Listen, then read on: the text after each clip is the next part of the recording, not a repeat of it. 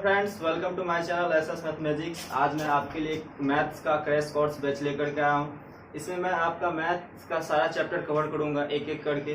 जैसे यहाँ पे देख रहे हैं सारा चैप्टर्स लिखा हुआ है और इस मैथ्स को मैं 4 ग्रुप्स में बांट करके और इस 4 ग्रुप्स में एक एक ग्रुप्स को करके क्लियर करवाऊंगा। जैसे ग्रुप्स ए में फ्रैक्शंस एंड डेसिमल है, सिंप्लीफिकेशंस है, एलसीएम एचसीएफ है, number system, log plus binary. इस तरह से average, age, ratio, mixtures group B में है। ग्रुप सी में एडवांस मैथ्स से लेकर के चल रहा हूँ। उसके बाद फिर ग्रुप डी में set theory, Venn diagram, static. इस तरह से है।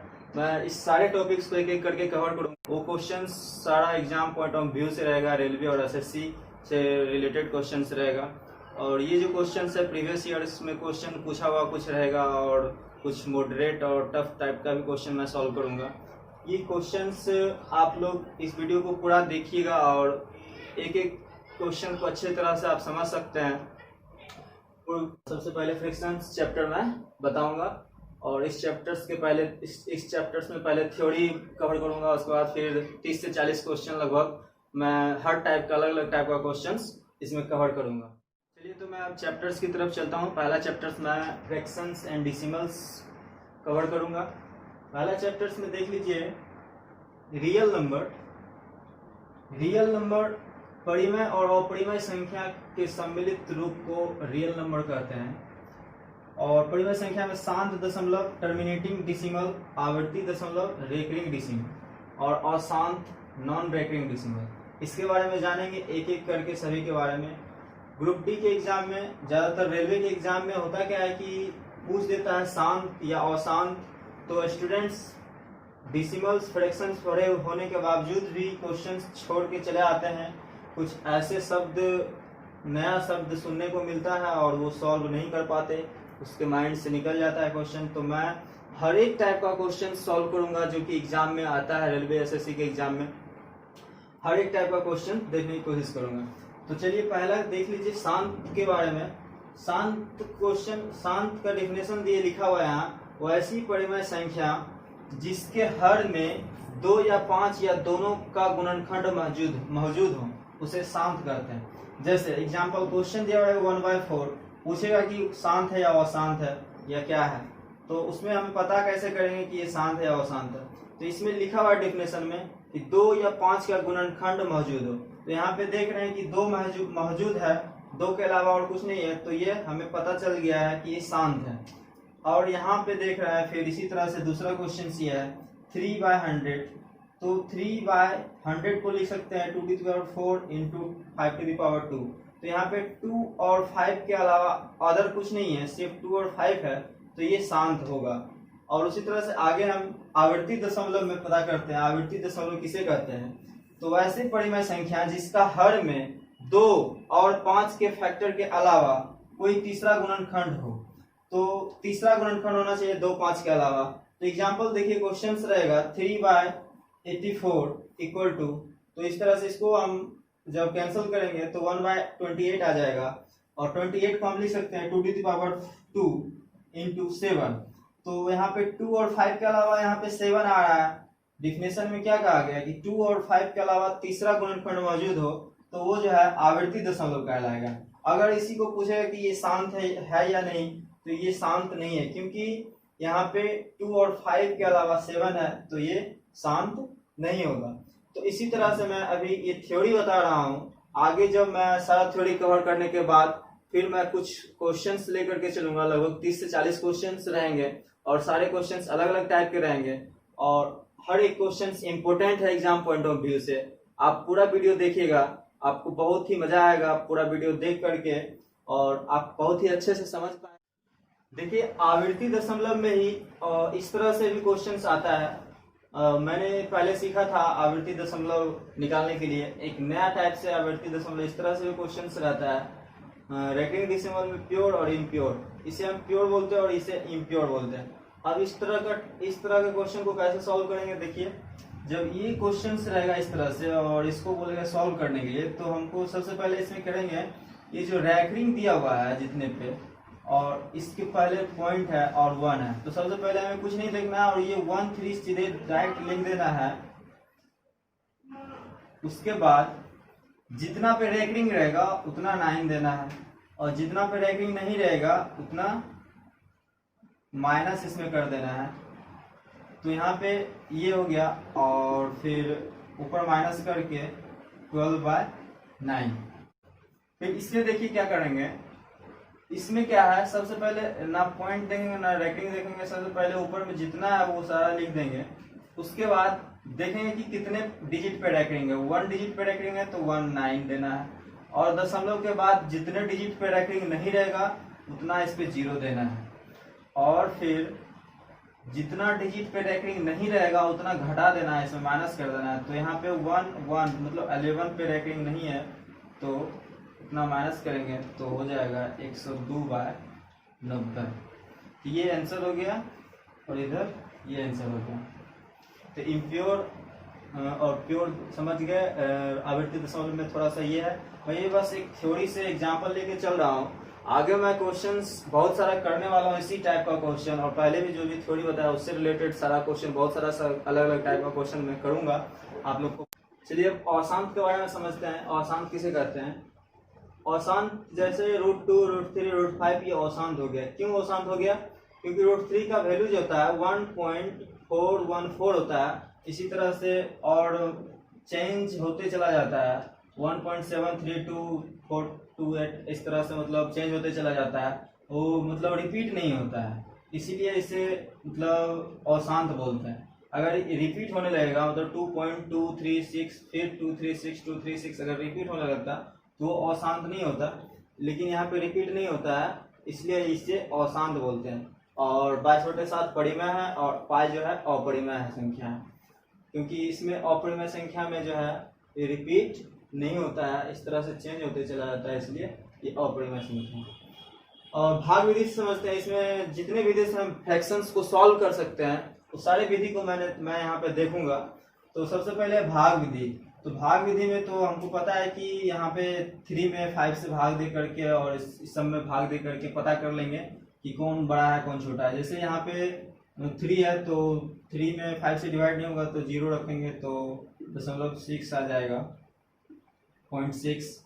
फिर यहाँ पे 0 रखेंगे तो 70, फिर नोट से भाग देंगे 963 मतलब 0.7 आ रहा है। यहाँ पे अगर 0 रखेंगे 15 से डिवाइड करेंगे तो हो जाएगा 15×7=75 से तो 0.5, और यहाँ पे और एक डिजिट और ज़्यादा डिवाइड करते हैं तो फिर यहाँ पे 7 ही हो जाएगा, और यहाँ पे फिर से अगर डिवाइड करते हैं तो 5×45 3 हो जाएगा।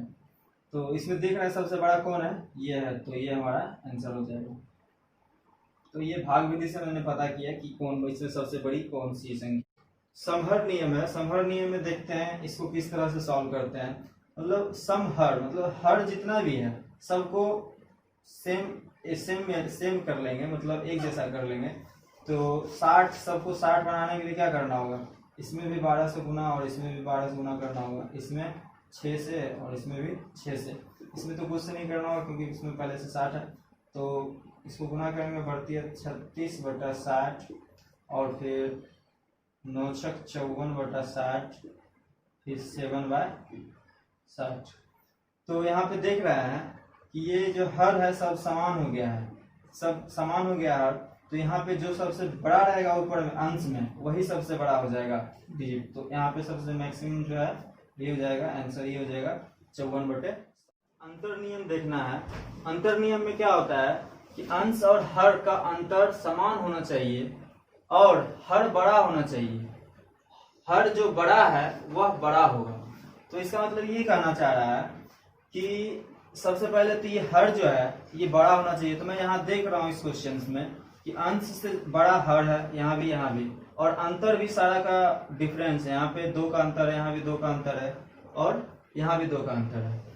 तो इसको कैसे सोल्व करेंगे? जब अंतर समान रहता है और हर बड़ा रहता है तो हर जिसमें जो ज्यादा बड़ा हर होता है वो मैक्सिमम। यहाँ पे देख रहे हैं कि ये हर जो है बड़ा है तो ये इसलिए मैक्सिमम हो जाएगा, ये मैक्सिमम हो जाएगा।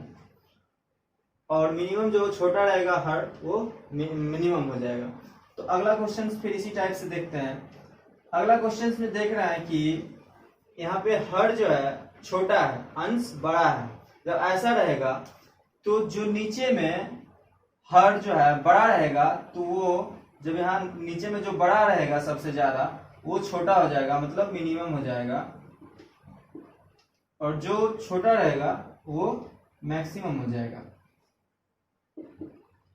ये इस तरह से मैं अभी एग्जांपल लेके चल रहा हूँ, आगे मैं बहुत सारा क्वेश्चन सॉल्व करूंगा इससे रिलेटेड, अभी थ्योरी बता रहा हूँ। ब्रजगुणन नियम को देखते हैं। ब्रजगुणन नियम में पता करेंगे कि आरोही क्रम में और अवरोही क्रम में कौन है। यहाँ पे पूछ रहा है आरोही क्रम अवरोही क्रम में पता करना है कौन सा है। तो ब्रजगुणन नियम में क्या करते हैं, क्रॉस में मल्टीप्लीकेशन कर देते हैं, तो इसको अगर मल्टीप्लाई करेंगे तो अगर 44 9 5 45, फिर उसी तरह से इसको करेंगे तो यहाँ देख रहे हैं कि 44 से 45 है, तो ये छोटा है और ये जो भी है बड़ा है, इससे ये बड़ा है। अब इसको मल्टीप्लाई करेंगे 15 9 35 से और 11 गुना 11 121, तो ये बड़ा है और ये छोटा है। तो इसमें क्या है कि ना आरोही क्रम में हो रहा है ना अवरोही क्रम में हो रहा है, ना घटते ना बढ़ते, तो इसलिए ये नहीं होगा। दूसरा चेक करते हैं, ये हो जाएगा 45, इसको मल्टीप्लिकेशन करेंगे तो ये 44 हो जाएगा और ये 15 5 75, तो ये इससे छोटा है और इससे फिर ये बड़ा है। तो यहाँ भी ना घटते क्रम में जा रहा है ना बढ़ते क्रम में जा रहा है। अगर ये सबसे छोटा रहता, इससे बड़ा ये रहता और इससे बड़ा ये रहता, तब ये आरोही क्रम में होता, बट ऐसा नहीं है, इसलिए ये भी नहीं होगा। अगला चेक करते हैं, इसको अगर गुना करेंगे तो 165 हो जाएगा 99। यहाँ पे देख रहे हैं ये सबसे बड़ा है, फिर उससे छोटा ये है, फिर यहाँ देख रहे हैं 9 5 45 और 11 44, तो यहाँ पे जो है ये सबसे बड़ा, इससे छोटा ये है, फिर इससे छोटा ये है 45 है और ये 44 है, तो मतलब इससे छोटा ये है। तो यहाँ पे जो है घटते क्रम में है, मतलब अवरोही क्रम में है, तो ये हो जाएगा आंसर। तो इस तरह से आप ब्रजगुणन विधि से भी आप भिन्न को पता कर सकते हैं, कौन बड़ा है कौन छोटा है। तो इस तरह का भी एग्जाम में क्वेश्चंस आता है, तो आप इसको देख करके अच्छे से समझ सकते हैं। चलिए अब कुछ क्वेश्चंस की ओर चलते हैं। जितना भी थ्योरी था वो मैंने मतलब कवर कर दिया है। इसी थ्योरी से आपका फ्रैक्शन एंड डेसिमल्स खत्म हो जाएगा और कुछ क्वेश्चन सॉल्व करते हैं। सबसे पहला क्वेश्चन यहाँ पे इस टाइप का है, इस टाइप का क्वेश्चन एग्जाम में अक्सर देखने को मिलता है। तो देखिए इसको कैसे सॉल्व करेंगे।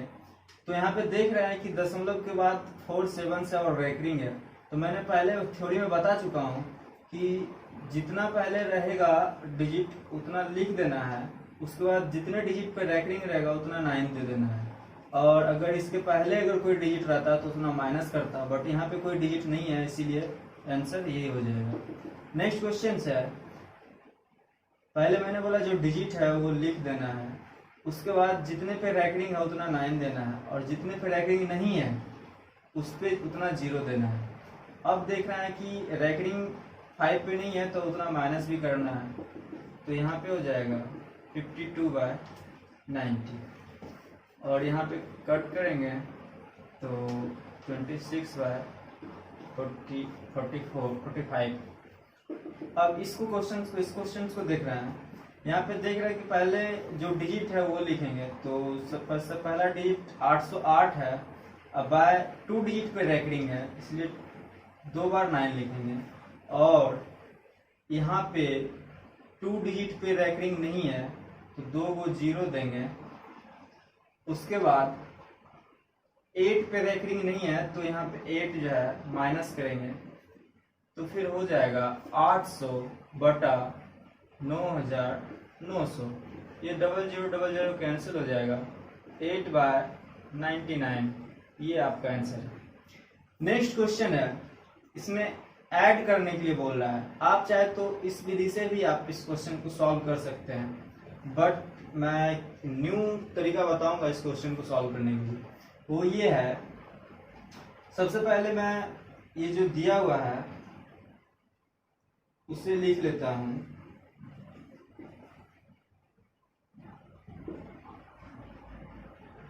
एक लाइन देना है, और जो रैकरिंग है, यहाँ पे रैकरिंग था 6 7 पे, जो रैकरिंग है उसी को दोबारा और लिख सकते हैं हम, क्योंकि रैकरिंग का मतलब होता है रिपीटेशन। अब जो है इसको ऐड करेंगे तो 7 + 3 0, कैरी 1, फिर 6 + 3 9 + 1 0, फिर 7 + 3 10 और प्लस 1 जो है 1, फिर 6 + 3 9 और कैरी 1, तो ऐड करेंगे तो हो जाएगा 10। 10 0 लिखना है, उसके बाद फिर 1 जो है इसमें ऐड करना है इधर वाले में, तो 4 3 7 प्लस 1 जो था उसको ऐड करेंगे तो 8 हो जाएगा। फिर 3 + 1 4 हो जाएगा, और ये जो पॉइंट है वो पॉइंट है, तो हमारा आंसर आ गया 4.480100। तो हम क्या करेंगे, यहाँ पे देख रहे हैं दशमलव के बाद 2 डिजिट के बाद रैंकिंग था, तो दशमलव के बाद 2 डिजिट के बाद हम रैंकिंग दे देंगे यहाँ पे, और इसको फिर नहीं लिखेंगे, तो हमारा आंसर ये मैं अलग मेथड से सॉल्व किया हूँ। इसमें सबसे पहले आपको क्या करना था, ये 2 डिजिट तक मैंने इसलिए लिखा कि यहाँ पे 2 डिजिट पे रैंकिंग था, तो इसको मैंने सबसे पहले एलसीएम लिया था 2, और यहाँ भी 2 डिजिट पे था तो 2, तो 2 डिजिट का एलसीएम 2 होता है, इसलिए मैंने 2 डिजिट तक लिखा। अगर यहाँ पे 3 डिजिट पे रैंकिंग रहता तो मैंने फिर यहाँ पे 3 डिजिट तक मुझे लिखना होता है, इसको मतलब रिपीट करके, और उसके बाद ऐड करता। तो इस मेथड से मैं इसको सॉल्व करके आंसर ला सकता हूँ। अगर आप चाहें तो ये जो मेथड है उस मेथड से भी आप इसको सॉल्व कर सकते हैं, जैसे 3.467 जो है, और इसको क्या कर सकते हैं, 2 डिजिट पे रैंकिंग है, तो सबसे पहले तो पूरा लिखेंगे, फिर इसको 34 को माइनस करेंगे, उसके बाद फिर 2 डिजिट पे रखेंगे तो 2 9s डबल 9s लिखेंगे, और ये फिर 00 देंगे। तो इस तरह से लिख करके फिर इसको भी उसी तरह से लिख करके ऐड करेंगे, तो इतना ही आंसर आएगा। आप कर लीजिएगा खुद से। अब नेक्स्ट क्वेश्चन देखते हैं। इस क्वेश्चन को सॉल्व करना है, तो सबसे पहले मैं इसको इस तरह से लिख सकता हूँ,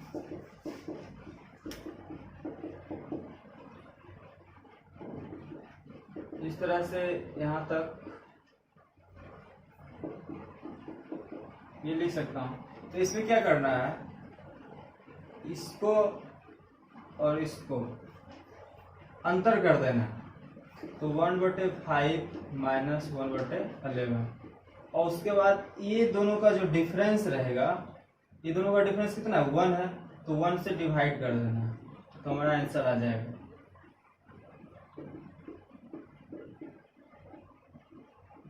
वन से डिवाइड करेंगे तो कोई फर्क नहीं पड़ेगा, इसलिए 6/55 ये आंसर हो जाएगा।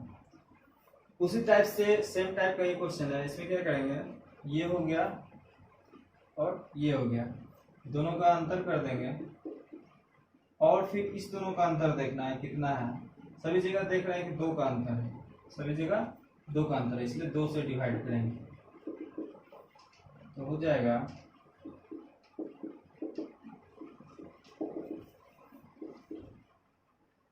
12/13/2, 12/26, 6/13।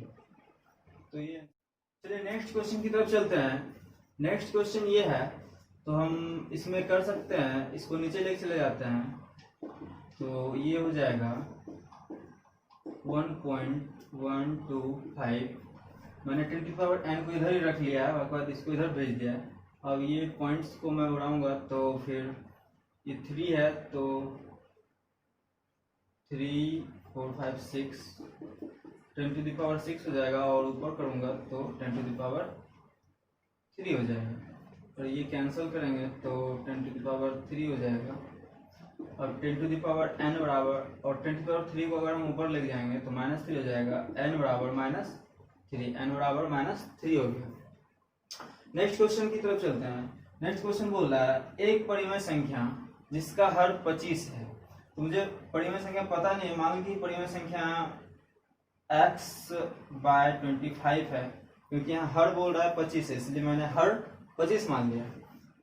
इतना के बराबर हो तो मैं 24/20 के बराबर कर देता हूँ, तो वह परिमेय संख्या क्या होगी। अब ये जो मुझे परिमेय संख्या ये बताना है कि ये परिमेय संख्या क्या होगी। तो सिंपल सी बात है, यहाँ पे मैं कैंसिल कर सकता हूँ, 25 4 25 20 6 चौक 24 और x बराबर -30। ये जो x बराबर -30 आया, मैं यहाँ पे पुट कर दूंगा, तो मुझे ये जो भिन्न है वो मुझे पता चल जाएगा, मतलब -30/25 ये आंसर होगा। चलिए नेक्स्ट क्वेश्चन की तरफ चलते हैं। नेक्स्ट क्वेश्चन में बोल रहा है 4/7 का कौन सा भाग इसमें जोड़ने पर योगफल इतना प्राप्त होगा।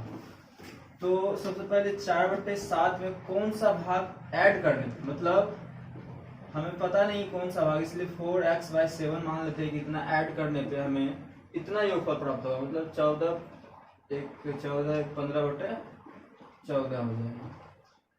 तो अब मैं इधर एलसीएम ले लेता हूँ, तो 4 + 4x 15/14 ये कैंसिल हो जाएगा, तो 4x/-4 ये 4 इधर चलाएगा,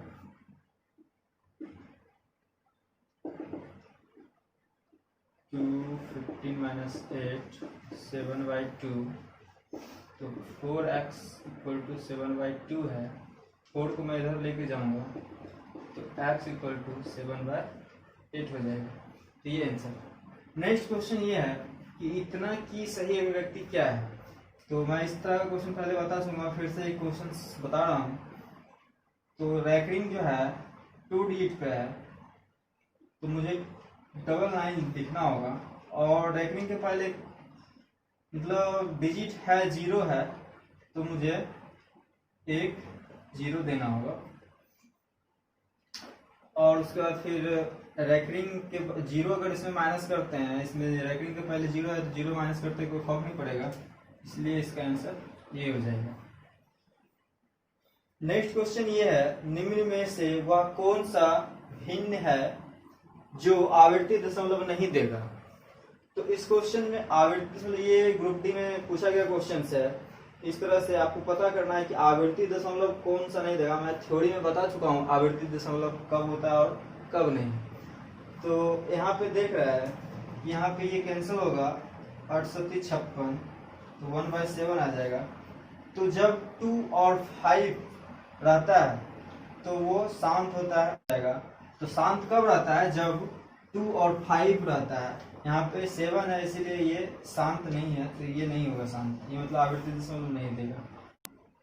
इसको कैंसल आउट करेंगे तो हो जाएगा 3/28, और हम 28 को क्या लिख सकते हैं, 4 × 7।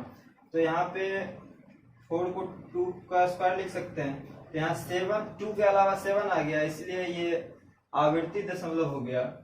लेकिन यहाँ पे पूछ रहा है आवर्ती दशमलव नहीं देगा, तो हमें शांत, मतलब इसका मतलब शांत पता करना है, कौन सा शांत है। तो ये शांत तो नहीं है, तो इसके बाद आप देखते हैं नेक्स्ट क्वेश्चन। यहाँ पे कैंसिल करेंगे तो 2/28, और फिर से कैंसिल कर देंगे तो 1/14। तो 14 को 2 × 7 लिख सकते हैं, तो यहाँ भी 7 आ गया, ये भी शांत नहीं है। अब इसको करते हैं, तो 7 × 8 = 56, 1 और 2 का क्यूब लिख सकते हैं 8 को। तो यहाँ पे देख रहे हैं कि सिर्फ 2 है, इसका मतलब ये शांत है, तो यही आवर्ती दशमलव नहीं देगा, इसका मतलब यही आंसर हो जाएगा मेरा। ये क्वेश्चन बहुत इंपॉर्टेंट है, पूछा गया क्वेश्चन है, और इस टाइप के क्वेश्चंस पे आपको ध्यान देना होगा, कौन शांत है कौन अशांत है, इसको अच्छे से आपको क्लियर करना होगा। मुझे उम्मीद है कि आप इस क्वेश्चन। नेक्स्ट क्वेश्चन है, शांत दशमलव कौन सा है। मैं पहले आपको थ्योरी में बता चुका हूँ शांत कब होता है और अशांत कब होता है। तो मुझे अंश को नहीं देखना है, पहले हर को देखना है। हर में मैंने क्या बताया था, 2 और 5 का मल्टीप्लिकेशन रहेगा सिर्फ, और दूसरा चीज कुछ नहीं रहेगा, तो शांत 1/12 आ जाएगा। 1/12 को मैं 4 × 3 लिख सकता हूँ। तो यहाँ पे देख रहा हूँ कि 3 और 4 को मैं 2 का स्क्वायर लिख सकता हूँ, तो 2 के अलावा 3 आ गया, लेकिन 2 और 5 के अलावा कुछ नहीं आना चाहिए था। इसका मतलब ये क्या है, अशांत है, शांत नहीं है। तो ये इसको मैं लिख दूंगा अशांत।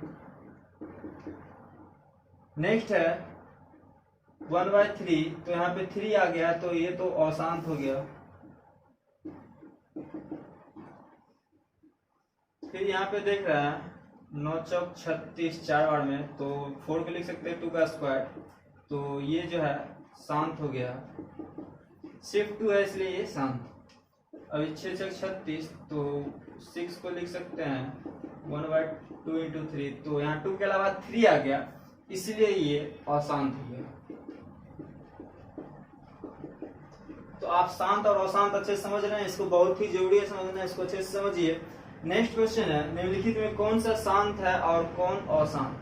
इसमें भी वही पता करना है। क्वेश्चन है, √2 √3 + 5 एक संख्या है, तो मुझे पता करना है पूर्ण संख्या, प्राकृतिक संख्या, अपरिमेय संख्या। बता दूं कि जब भी अपरिमेय संख्या प्लस परिमेय संख्या ऐड करते हैं तो हमेशा अपरिमेय संख्या निकलता है। आपको कुछ नोट करके लिखा रहा हूं, इसको लिख लीजिएगा। पहले अपरिमेय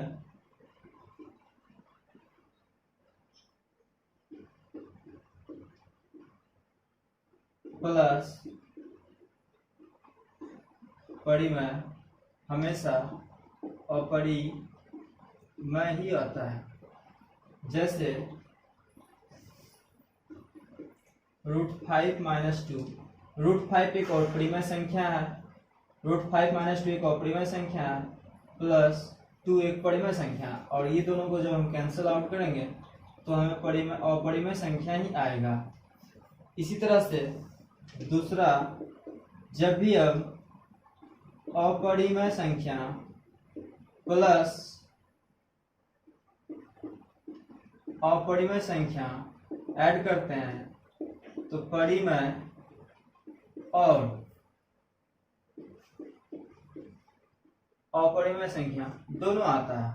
जैसे एग्जांपल लेकर के देखते हैं, 2 - √5 + √5, तो ये 2 - √5 जो है अपरिमेय है और √5 भी है अपरिमेय है, तो ये दोनों कैंसिल आउट हो जाएगा, तो बचेगा 2, मतलब परिमेय संख्या आ रहा है। दूसरा एग्जांपल लेते हैं, 2 + √5 + √5, ये 2 + √5 अपरिमेय संख्या है और ये √5 भी अपरिमेय संख्या है, और इन दोनों को जब हम ऐड करेंगे तो हो जाएगा 2 + 2 √5। तो ये देख रहे हैं कि अपरिमेय संख्या आ रहा है। तो इससे आपको इसको अच्छे से ध्यान में रखना होगा कि अपरिमेय प्लस अपरिमेय, परिमेय अपरिमेय दोनों हो सकता है, और अपरिमेय प्लस परिमेय अपरिमेय होता है। तो इस एग्जाम्पल से समझ सकते हैं, और आप इसको नोट कर लीजिए। जितना भी मैं बता रहा हूँ क्वेश्चन, सारा अलग अलग डिफरेंट टाइप का क्वेश्चन बता रहा हूँ, और ये इम्पोर्टेंट सारा क्वेश्चन है अलग अलग टाइप का। इस क्वेश्चंस को आप नोट कर लीजिए कॉपी में, और उसके बाद आप कोई भी बुक से सॉल्व कर सकते हैं, तो इजीली आप सॉल्व कर पाइएगा। अभी आगे भी बहुत सारा अच्छा क्वेश्चंस बताने वाला हूँ, इसलिए आप पूरा वीडियो देखिएगा, वीडियो को स्किप मत कीजिएगा, क्योंकि एक एक टाइप क्वेश्चंस बहुत ही इंपॉर्टेंट टाइप का क्वेश्चंस है।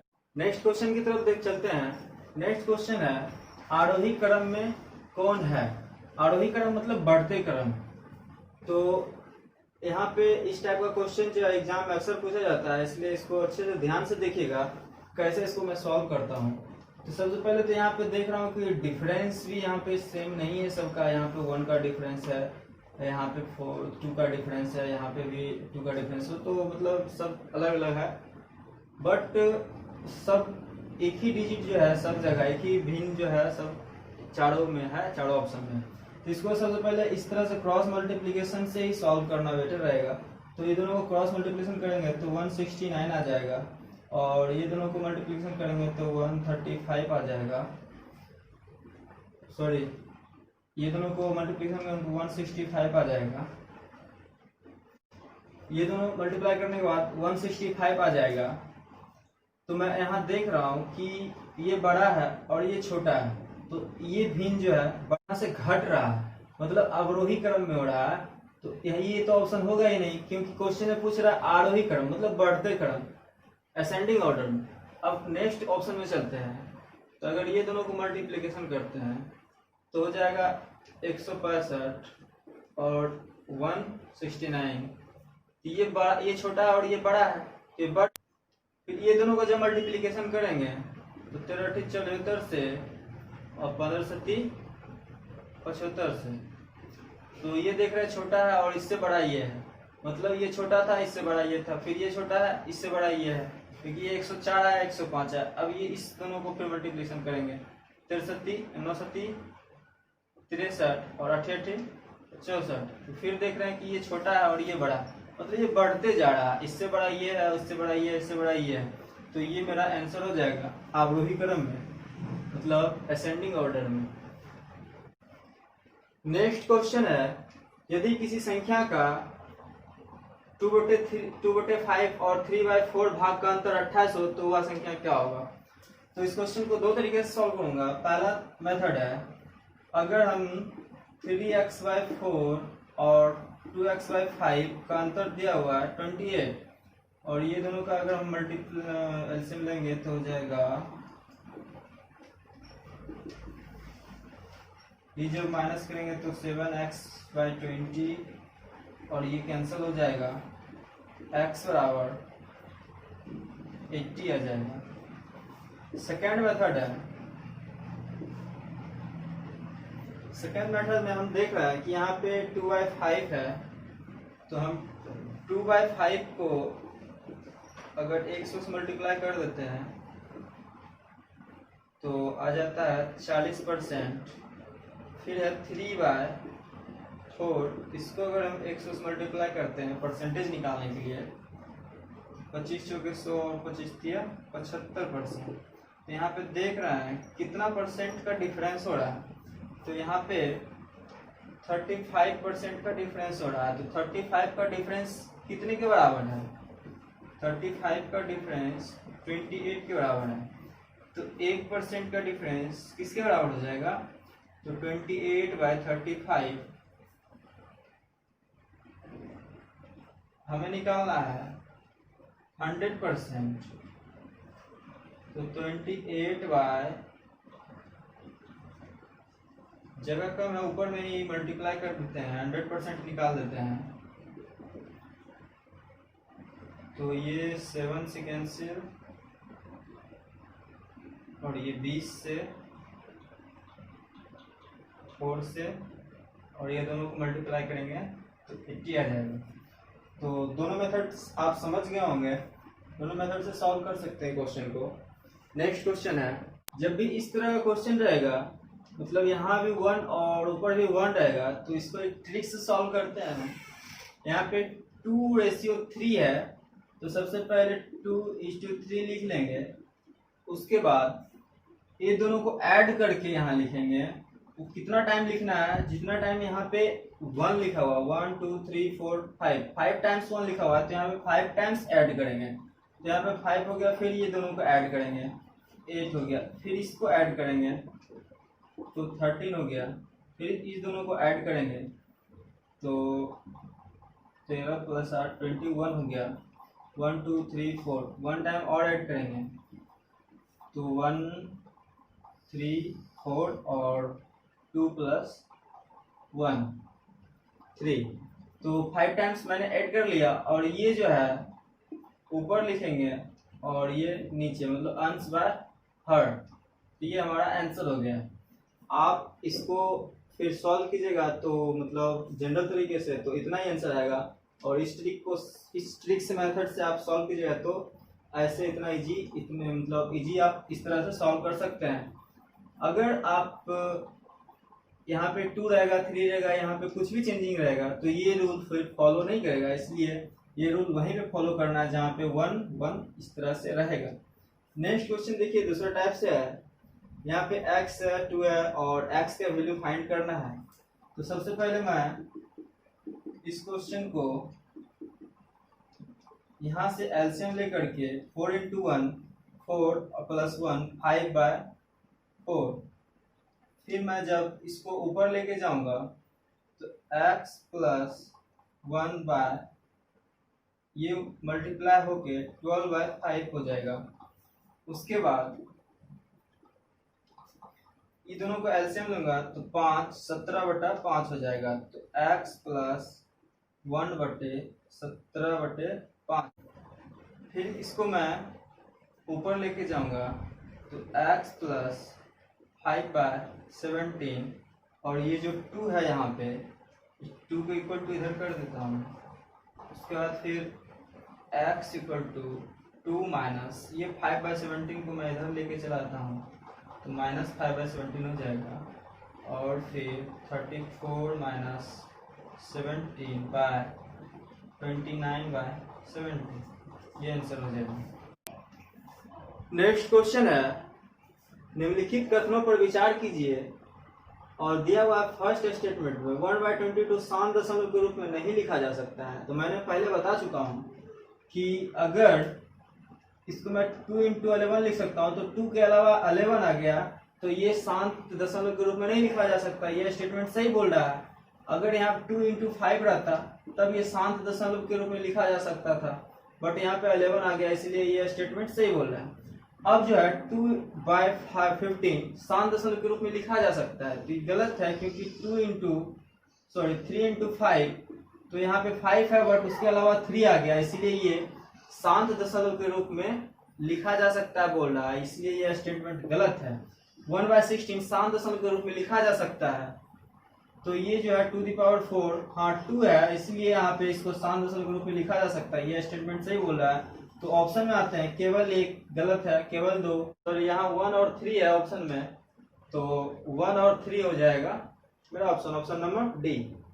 नेक्स्ट क्वेश्चन ये है, इस क्वेश्चन को मैं पहले भी इस टाइप का क्वेश्चन बता चुका हूँ। मैंने बताया था कि जब 1 2 और 2 3 3 4 इस तरह से बढ़ते जाए तो ये और ये इस दोनों का डिफरेंस बाय ये दोनों का जो डिफरेंस है उससे डिवाइड कर देना है। तो जब इधर n+1 लिखेंगे -1/1 से डिवाइड करेंगे तो ये कैंसिल आउट हो जाएगा, n बच जाएगा और n मेरा आंसर हो जाएगा। तो मैं आज का मेरा चैप्टर था फ्रिक्शंस एंड डेसिमल्स, और मैं अगले दिन रूटीन के हिसाब से नेक्स्ट चैप्टर्स का वीडियो लेकर के आऊँगा। अगर यह वीडियो आपको अच्छा लगा तो मेरे चैनल को सब्सक्राइब करें और इस वीडियो को शेयर करें ताकि ज़्यादा से ज़्यादा स्टूडेंट्स इसका लाभ उठा पाएँ। Thanks for watching this video.